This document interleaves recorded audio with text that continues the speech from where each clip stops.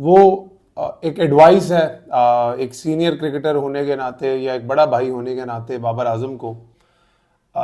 As a cricketer मेरी शायद वो हैसियत या औकात ना हो कि मैं आजम जैसे बड़े प्लेयर को कोई चीज़ एडवाइस कर सकूं या उसको क्रिकेटिंग उसकी बैटिंग के बारे में कोई चीज़ें बता सकूं। लेकिन जब आप खेल रहे होते हैं इट्स अ डिफरेंट गेम। जब आप गेम को वॉच कर रहे होते हैं ना, like I am not playing this days any competitive league और समथिंग, बट जब आप गेम को देखते हैं टीवी पे देखते हैं, बहुत सी चीज़ें ऐसी हैं जो आपको नजर आती हैं और आप जब खेल रहे होते हैं वो आपको समझ नहीं आती। तो जो मैंने बाबर आजम के बारे में जो चीज़ें नोट की, जो पिछले इतने अरसे से बातें चल रही हैं बाबर आजम और रिजवान के स्ट्राइक रेट को लेकर, और बाबर आजम का स्ट्राइक रेट कम है, बाबर आजम अपने लिए खेलते हैं, ये है वो है। बाबर आजम 12 दफ़ा टीवी पे आके प्रेस कॉन्फ्रेंस में या चीज़ों पे बोल चुके हैं कि जी फ़र्क नहीं पड़ता, ये नहीं पड़ता। मगर ये सोशल मीडिया आज का दौर ऐसा है कि कोई बंदा कहे कि मैं सोशल मीडिया देखता नहीं हूं तो वो बहुत बड़ा झूठ बोलता है। हर कोई सोशल मीडिया देखता है, हर बड़े से बड़ा प्लेयर सोशल मीडिया पे एक्टिव रहता है। कल एक वाकया हुआ, मुझे बड़ा बुरा लगा। कल जब मैच के बाद बाबर आजम एक इंटरव्यू दे रहे थे और जाते हुए एक प्यार से शादाब खान ने उनकी गालों को खींचा और उन्होंने कहा स्माइल। और बाबर आजम की वो जो स्माइल थी ना, उसमें एक दर्द थी। अगर वो वीडियो आप जाके देखें ना, तो वो एक तो ऐसे टाइम पे करना नहीं चाहिए था। मुझे लगता है शादाब खान को जब देखें, आप एक फ्रेंचाइज के कैप्टन हैं, बाबर आजम एक अरबों रुपया उनका स्टेक पे होता है, पाकिस्तान का सबसे बड़ा टूर्नामेंट है, इंटरनेशनल क्रिकेट से ज़्यादा उसकी व्यूअरशिप है। जिस चीज़ की जितनी व्यूअरशिप होती है वो उतना ही ज़्यादा प्रेशर भी आपके ऊपर डालती है। तो आप अगर किसी टीम को इतनी बुरी तरह मैच हराते हो, वो टीम 2 मैच खेली है, Babar Azam failed as a captain, team failed, बुरी तरह मैच हारी है। बेशक दोनों की बड़ी दोस्ती होगी, but at that point I thought ऐसा नहीं करना चाहिए था। और वो जो स्माइल बाबर आजम ने की ना, उसमें एक दर्द फील हो रही थी। और जब एंकर ने भी पूछा कि क्या कहना चाहेंगे इस बारे में आप शादाब को, तो उन्होंने कहा बताएंगे। वो जो बताएंगे में जो उनका अंदाज था ना, उसमें वो तकलीफ है जो उनको रन्स ना करने की, उनकी टीम की परफॉर्मेंस की, वो नजर आ रही थी। मैं इस चीज को काफी देर से एग्जामिन कर रहा हूँ और बाबर आजम के करियर को काफी टाइम से ऑब्वियसली फॉलो हम लोग कर रहे हैं। साथ में भी बड़ी क्रिकेट खेली है, अगेंस्ट भी क्रिकेट खेली है, टीम में भी क्रिकेट खेली है। उन्होंने भी मेरी कैप्टनसी में ए टीम में क्रिकेट खेली है, मैंने क्या उनकी कैप्टनसी में पाकिस्तानी टीम में क्रिकेट खेली है। उनके बारे में जो सबसे चीज फेमस है वो उनके वर्क एथिक्स और उनका डिसिप्लिन है। इसमें कोई शक नहीं है। लोग उनके बारे में बातें करते हैं कि उनका स्ट्राइक रेट कम है। मैंने मोहम्मद रिजवान को भी प्रैक्टिस करते देखा है इस सब क्रिटिसिज्म के बाद। रिजवान बिल्कुल उसी तरीके से प्रैक्टिस करते हैं जिस तरीके से वो पिछले 5 सालों से कर रहे हैं। उन्होंने अपने ऊपर कोई अनड्यू प्रेशर नहीं डाला, उन्होंने कोई आउट ऑफ द वे जाके चीज़ें करने की कोशिश वो नहीं कर रहे।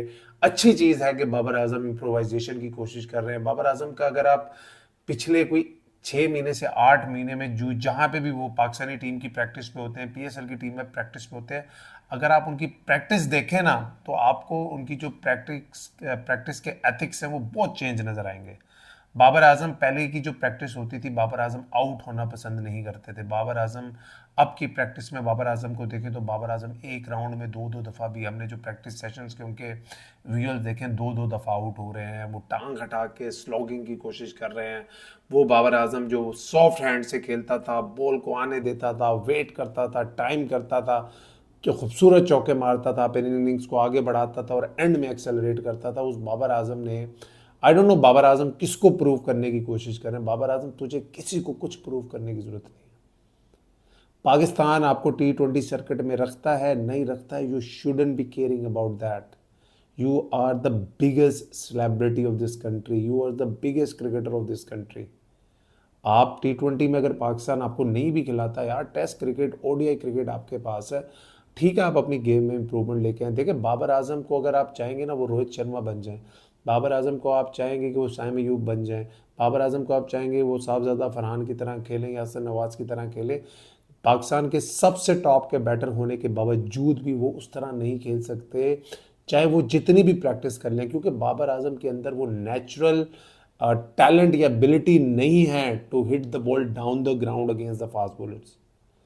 और जो पिछले दोनों डिसमिसल्स अगर आप बाबर आजम के देखें ना पीएसएल के मैचों में, जो उनके हाथ थे वो बहुत हार्ड थे। ये हार्ड हैंड्स आपके, ऑब्वियसली ये भी हो सकता है कि बोथ ओकेजन्स पे वो बड़ा टारगेट चेस कर रहे थे, लेकिन अगर आप दोनों ओकेजन्स पे देखें ना, वो अपने हार्ड हैंड्स की वजह से, अपनी टेक्निक के फ्लॉ की वजह से आउट हुए। और इसका कहीं ना कहीं डायरेक्ट जो इम्पैक्ट की जो वजह है, वो जो उनकी प्रैक्टिस हैं, जो वो प्रैक्टिस कर रहे हैं प्रैक्टिस सेशंस में, जिस डिसिप्लिन से वो प्रैक्टिस करते थे, शायद वो अब कुछ प्रूव करने की कोशिश कर रहे हैं, बड़े शॉट खेलना चाहते हैं।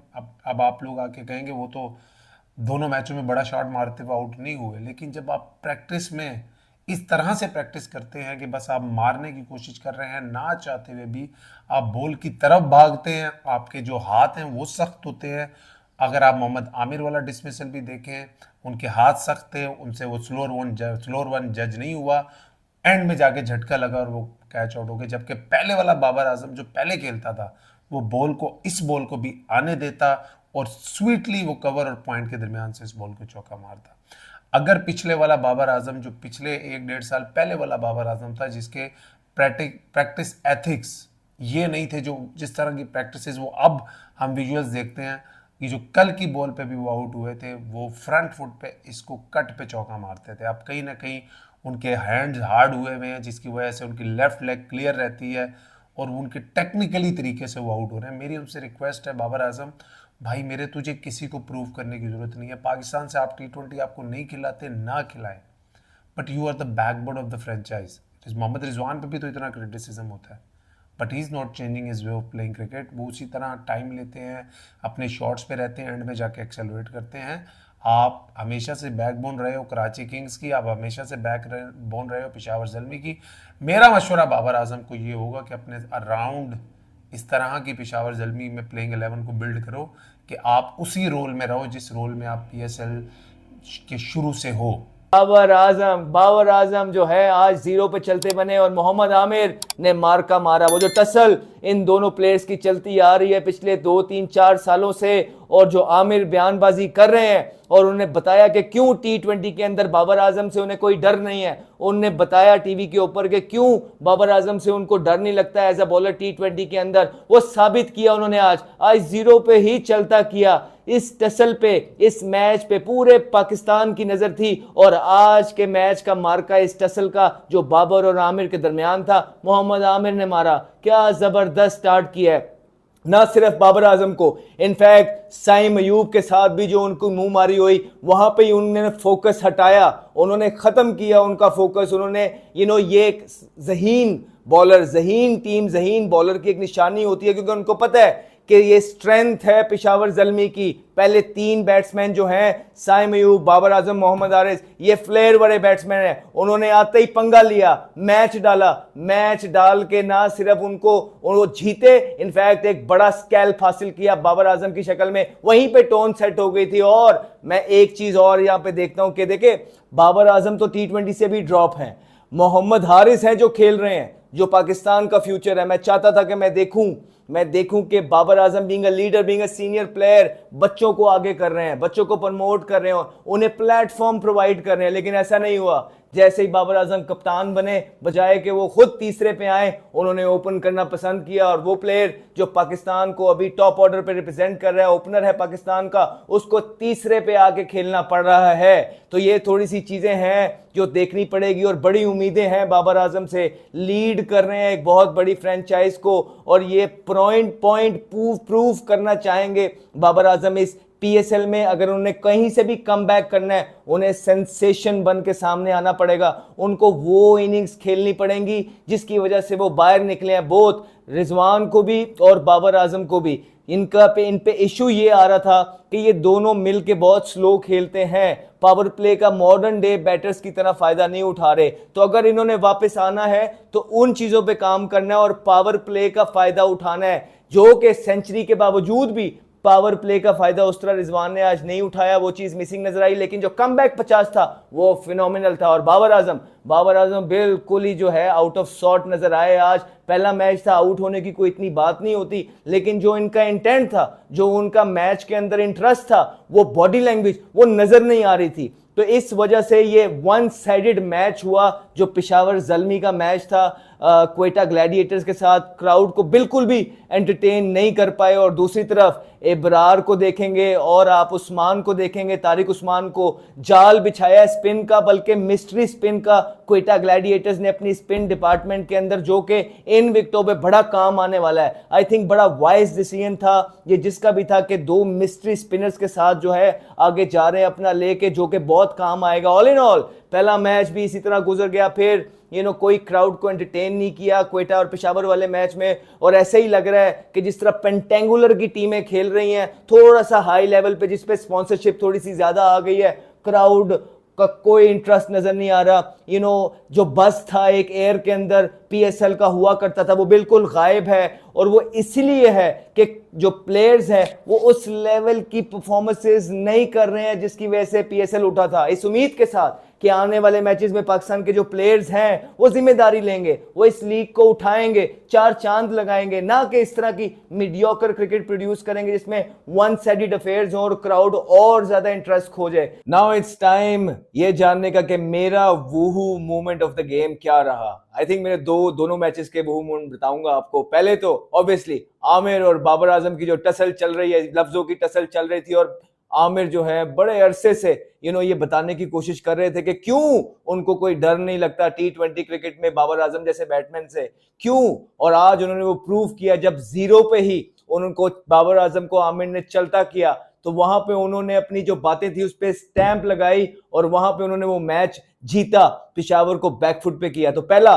जो पेशावर का मैच था क्वेटा ग्लैडिएटर्स के साथ, उसका वो मोमेंट मेरा यही था, बाबर आजम और आमिर की टसल में आमिर की जीत। और दूसरा रिजवान की सेंचुरी, स्पेशली 50 के बाद जिस तरह उन्होंने कमबैक किया, दैट वाज फिनोमिनल। तो ये तो मेरे वूहू मोमेंट ऑफ द डे थे।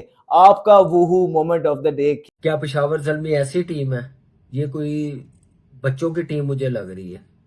ऐसी टीम इससे पहले 9 सीजन में नजर नहीं आई।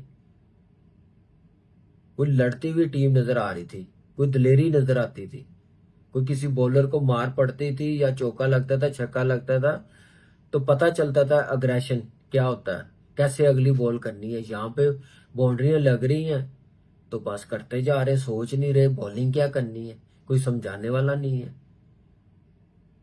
टीमें वही कामयाब होती जब एज ए टीम खेल रहे होते हैं, यूनिटी के साथ खेल रहे होते हैं, एक प्लानिंग के साथ खेल रहे होते हैं। ऐसे नहीं है कि फॉर्मेलिटी पूरी की है, बॉलिंग की है, 4 ओवर किए हैं, 60 खा लिए, 50 खा लिए, कोई फिक्र नहीं है, वैसे ही दांत निकल रहे हैं, वैसे ही जा रहे हैं बाहर।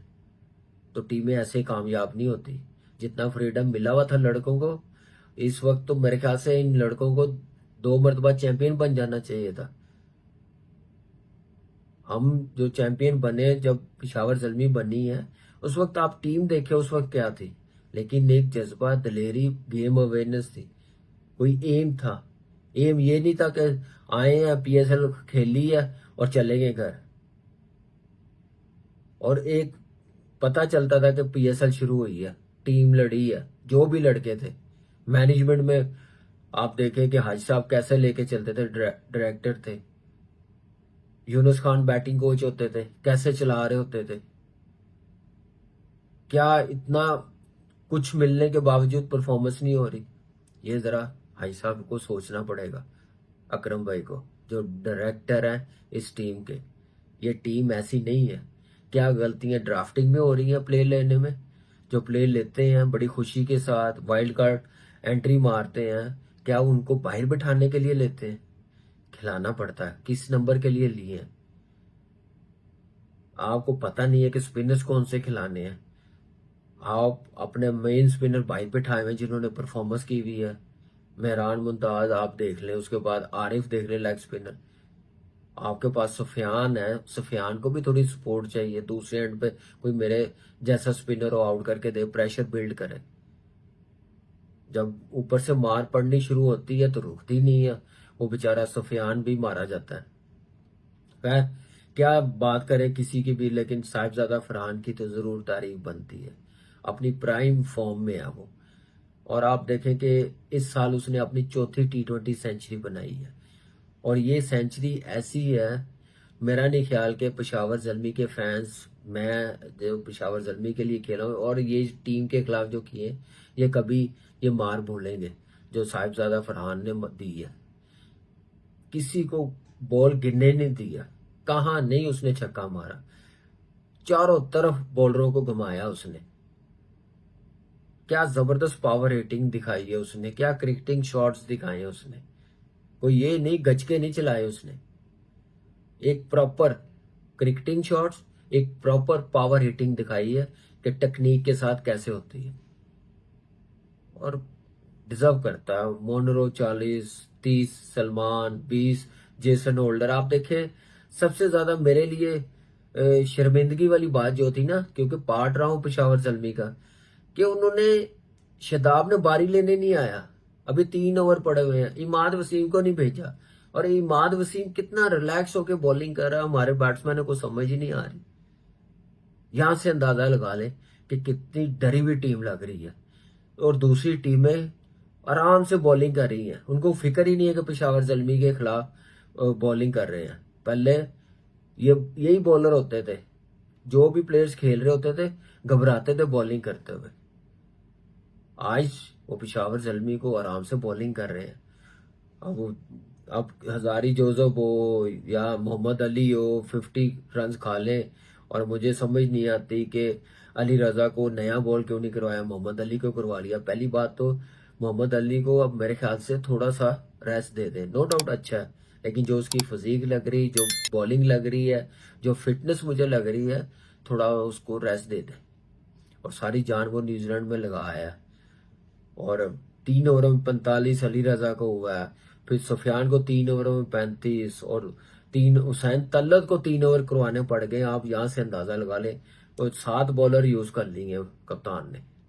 उसके बाद बाबर कर जाएगा, वो कम बैक परफॉर्मर है, कर जाएगा। 1 पे आउट हुआ है, साइम अयूब 6 पे, सिर्फ थोड़ी सी एफर्ट की है हारिस ने, अच्छी बात है उसके लिए भी, ज़ल्मी के लिए भी। उसने रन्स करके दिखाए, 87 रन्स बनाए हैं, लेकिन ऑप्शन नहीं थे। दूसरे एंड से विकेटें गिर रही हैं, वो बस चला रहा था, उसकी लग रही थी। लेकिन इस चीज को अब कंटिन्यू रखे अगर उसने रन्स कर लिए तो।